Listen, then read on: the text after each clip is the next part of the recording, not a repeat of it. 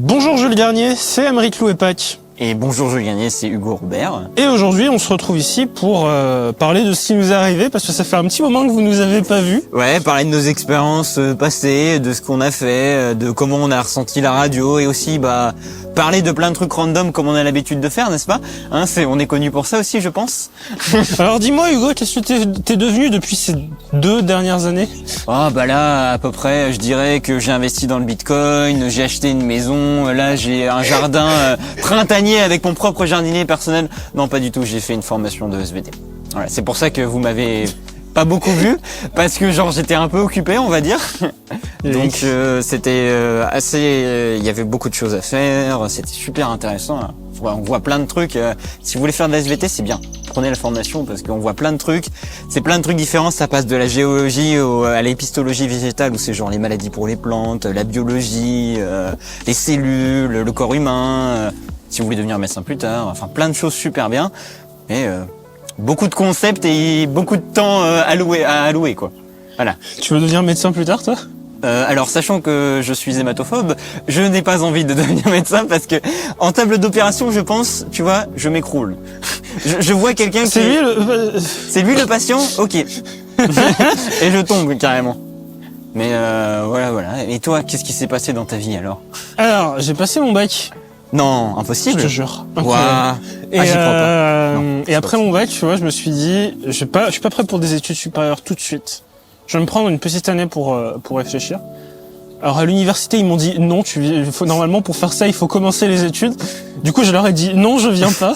Alors non. Non au carré. Et du coup, j'ai postulé pour faire un service civique au Rex Nouméa. Ça se passe comment du coup Qu'est-ce que tu fais là-bas? Plein de choses. À la base, tu vois, quand je suis allé postuler, on m'a dit que je serais l'ambassadeur du lab multimédia. Donc je m'attendais à faire du numérique pendant toute l'année. Et là, tu vois, il y a quelques semaines, je suis passé sur scène pour faire du théâtre d'improvisation. Qu'est-ce que c'est que le théâtre d'improvisation? Si ce n'est que ça. Et j'ai découvert le théâtre d'improvisation cette année. Je participe à des ateliers de danse. J'ai fait de la photographie, j'ai fait du montage, j'ai assisté à des tournages de courts-métrages. Tu vois, en début d'année, j'étais dans une optique de me dire que tout le monde n'a pas forcément le besoin de créer des choses. Genre, moi personnellement, tu vois, je sais que je suis un artiste, enfin que j'ai envie d'être un artiste, que j'ai envie de créer des choses, de partager, que ce soit en dessin, en danse, en plein de domaines différents. Et je me suis toujours dit que il y a des gens qui n'ont pas ce besoin, qui n'ont pas forcément envie de créer des choses.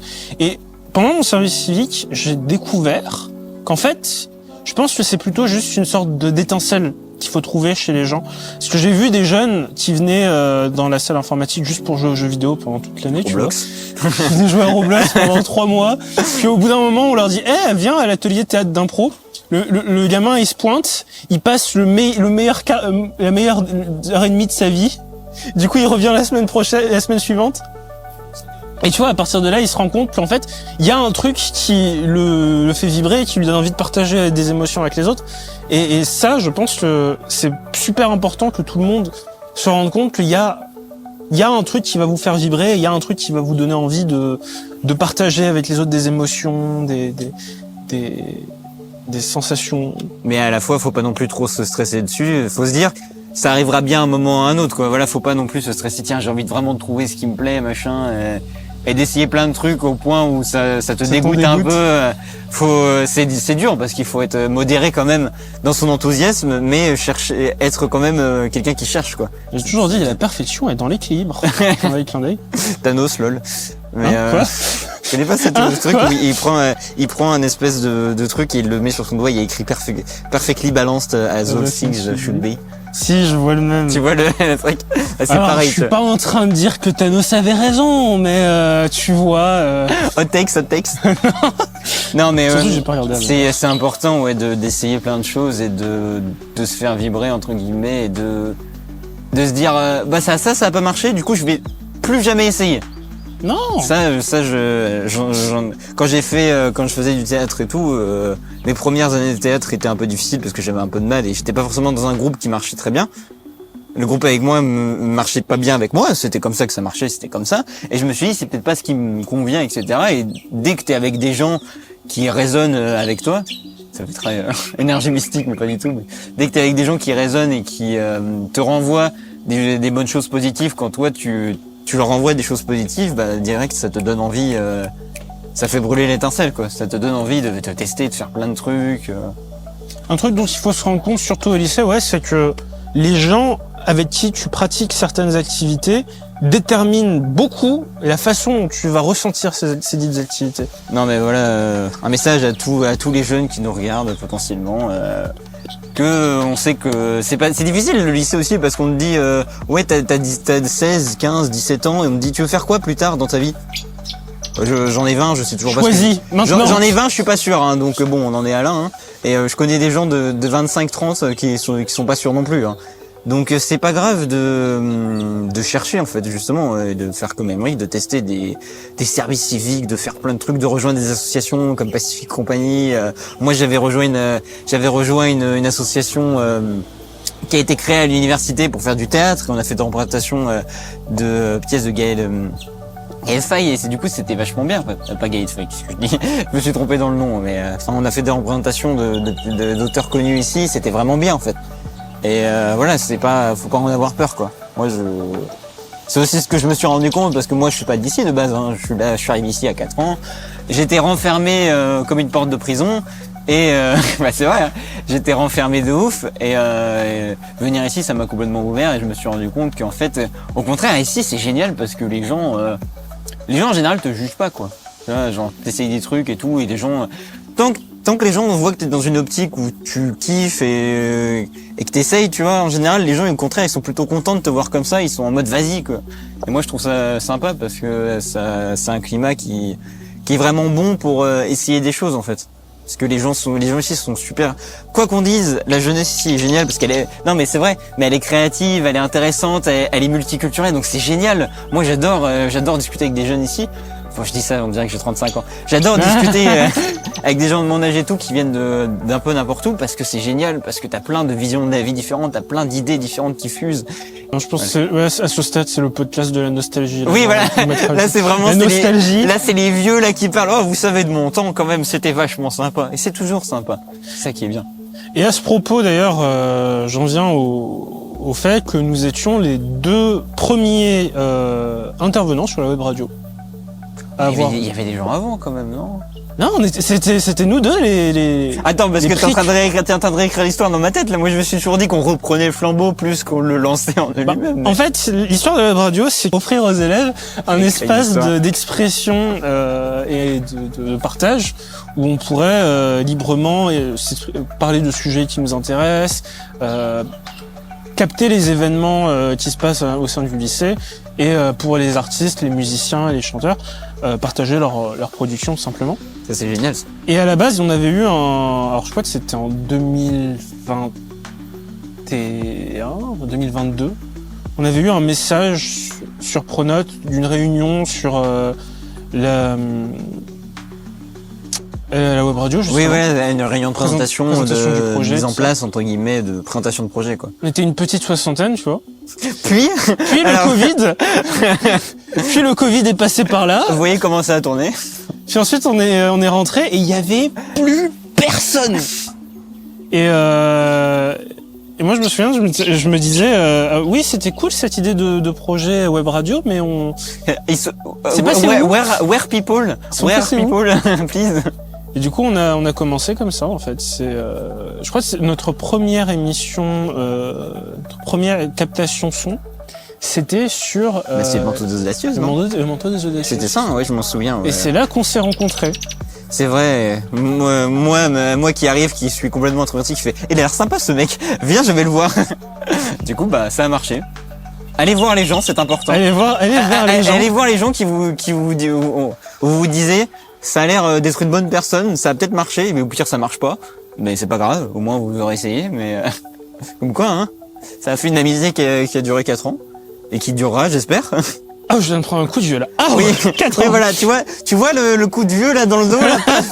T'as pris le coup de bâton là, tu fais aïe aïe aïe. Et du coup, on s'est retrouvés tous les deux avec Wilfried et l'équipe sur le projet Web Radio, à essayer de capter les événements, à essayer de raconter un peu notre vie au final. Oui, parce qu'on est quand même de sacrés geeks, donc on aime bien parler de sujets qui nous intéressent, n'est-ce pas? Les 3 podcasts sur les jeux vidéo là. Ouais. Non, comment vous savez qu'on aime ça? Non, je vois pas de quoi vous parlez. Et en cours de chemin, il y a Horatio qui nous a rejoints. Et oui, il y a des super personnes qui nous ont rejoints et qui ont fait vibrer aussi à leur manière la radio, quoi. Qui ont fait des super trucs. Et tu vois, moi, quand je suis parti l'année dernière, justement, je me suis dit, j'ai trop peur qu'il y ait plus personne qui vienne à Web Radio et que ce projet il meurt, parce que c'est quand même une sacrée chance qu'on a au lycée Jules Garnier d'avoir le droit d'avoir cet espace, tu vois, où on peut dire un peu ce qu'on veut, parler des sujets qui nous passionnent. C'est ça, oui, c'est quelque chose, en fait, c'est comme plein de trucs, en fait, tu te rends pas compte de la chance que t'as quand tu l'as, tu l'es perdu. jusqu'à ce que tu l'aies plus, en fait. Et j'avais peur qu'on le perde. Et là, tu vois, je croise Will, ou alors il m'envoie un SMS et j'apprends que maintenant on est passé à la vidéo. Au fait, hein, voilà, je drop ça, voilà. Je laisse ça par terre, vous pouvez regarder, on est passé à la vidéo, voilà. Du coup, maintenant vous voyez à quoi on ressemble. Oui, en plus, du coup, c'est un peu le truc de Dream où tu sais, le face reveal de Dream. Vraiment, on aurait dû faire comme lui, on aurait dû prendre des masques et faire salut. Et j'en viens à un petit message que j'ai envie de faire passer qui est à mon sens super important. Un truc que j'ai dit à la classe de ST2A quand je les ai revus. Donc déjà, il y avait le truc que je disais tout à l'heure de toujours suivre ses passions, même si ça nous fait sortir des sentiers cloutés, parce qu'il y a toujours des solutions derrière. Tous les problèmes ont des solutions.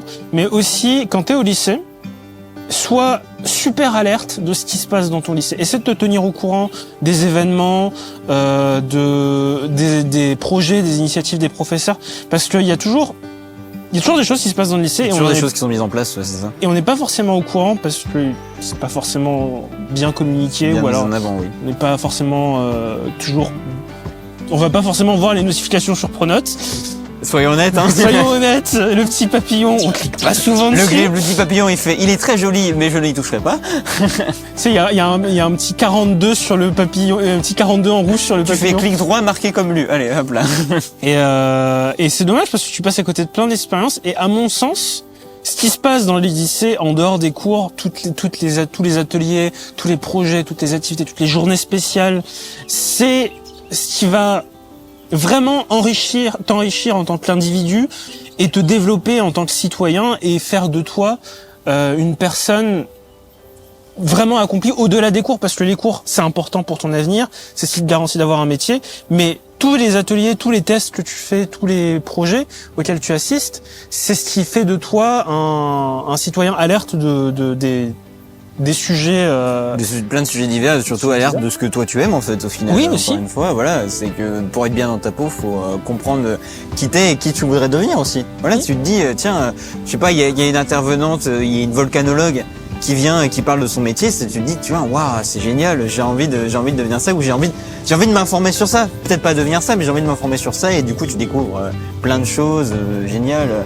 Et puis au final, on va pas se mentir, les meilleurs souvenirs que tu as au lycée, ça va pas être la fois où tu as eu 20 sur 20 à ton contrôle de maths, ça va être la fois où tu as participé au festival de je sais pas quoi, le festival des langues, et t'as eu un atelier qui était super chouette, et t'as fait de la calligraphie japonaise. T'as fait de la calligraphie japonaise. Et puis t'as fait de la calligraphie japonaise où t'as passé 3 heures à essayer de faire un signe et t'as pas réussi.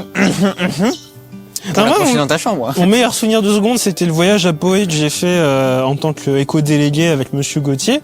Meilleur souvenir en première, c'était toi. T'avoir rencontré au manteau des damn. Oh. Suis-je flatté? Absolument.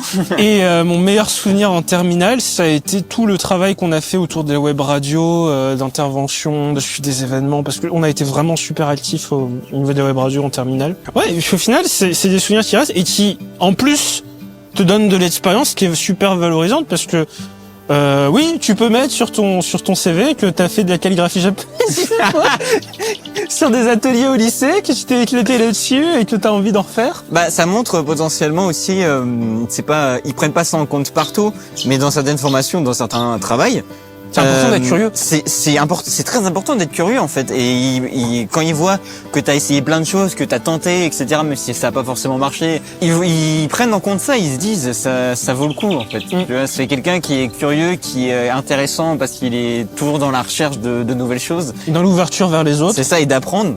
Allez, instant promotion. Surtout à la web radio, vous pouvez vous enrichir d'un point de vue audiovisuel en développant des compétences, le cadrage, la prise de son, le montage.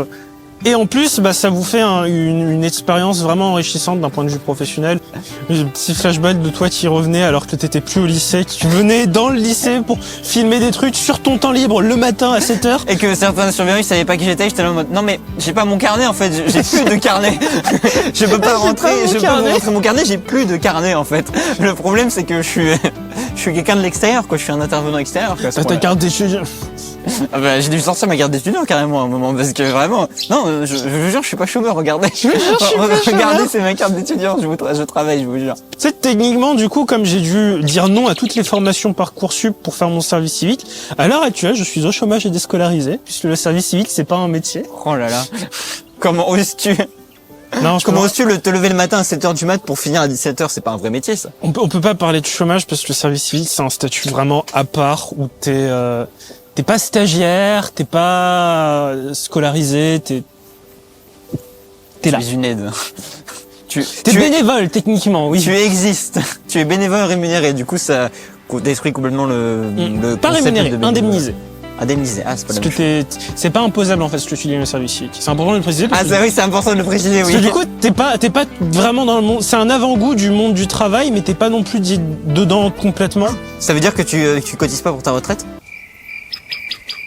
C'est vrai que ça me fait un an en moins sur ma cotisation. Tu vas prendre un an en moins sur ta retraite. Oh non, mon Dieu. 63 ans la retraite. Quand tu devras travailler jusqu'à 85 ans et que tu te souviendras de ça et tu te dis non, cette année-là où j'ai pas travaillé.